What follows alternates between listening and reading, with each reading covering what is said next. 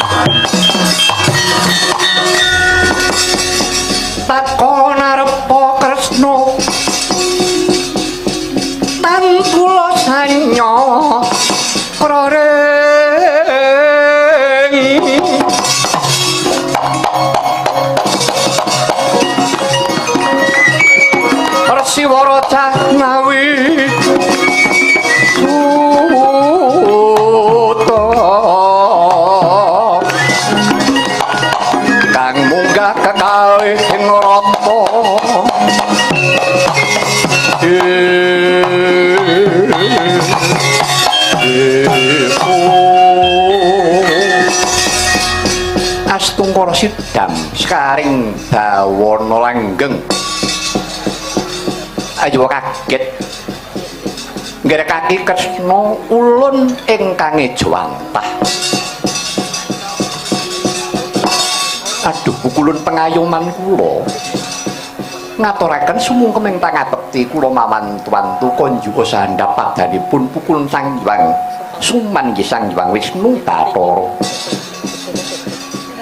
Yo Kaki Kresna banget panarima ulun dene kita ngaturake pangabekti kajaba saka iku nggih Kaki Kresna ulun waspadakake jeneng kita anandang sungkawa ribet kaseluting kewuh karana kulawarga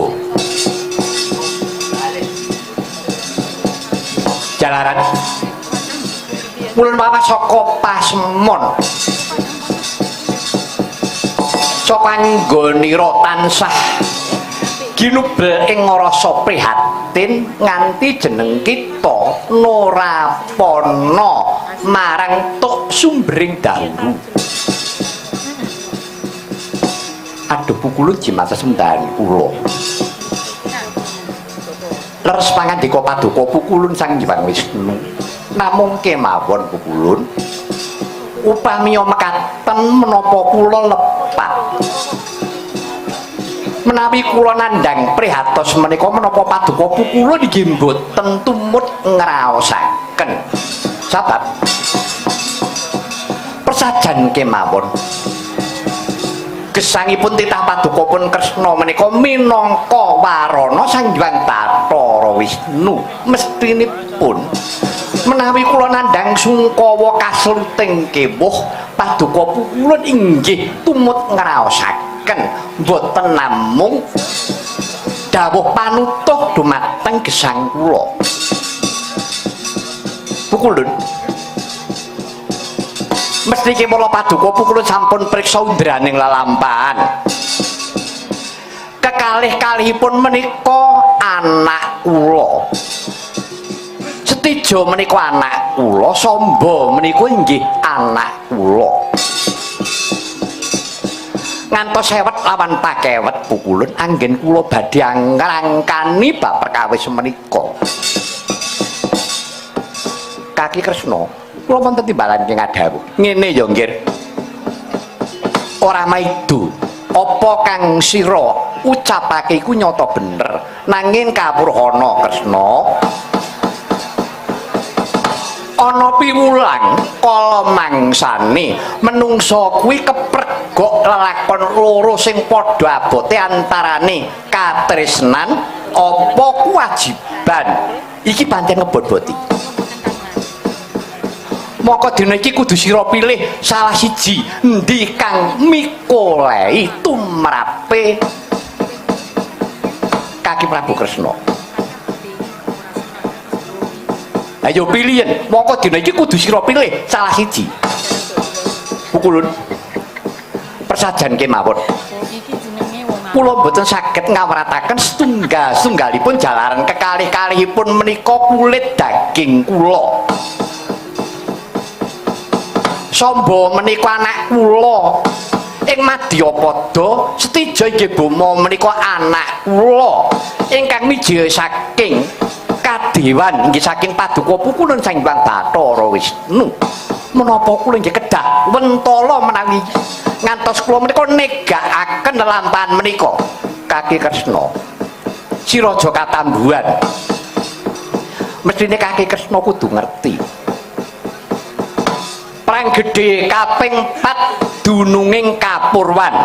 Tegese perang gedhe kaping 4 kuwi mau bakal dumadi.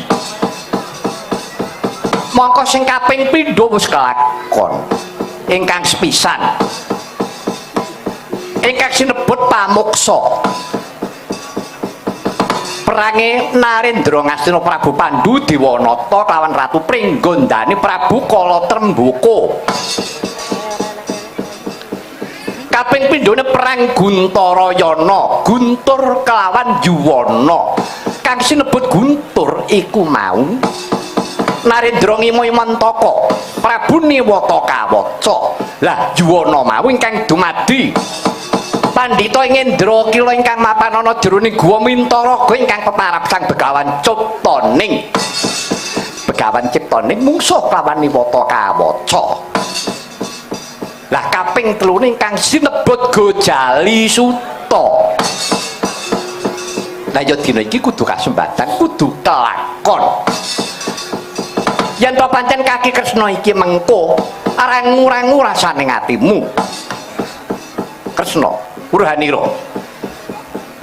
Kridaning ati ora kuwawa bedah kutaning pasti budidayane menungsa. Ora bisa ngungkuli garising kang kawasa, kudu mesti kelakon. Pukulun. Ing pangajap kula kepengin sanget badhe bendung ilining ludira. Lho ora bisa. Ora bisa ngrekake Kresna. Iku kudu mati. Kudu dumadi. Lah menawi tetila mekaten menapa kula kaliyan Pukulun kedah pasulayan. Lho, yen perlu ora apa-apa. Yen kepengin ayo dicoba dina iki.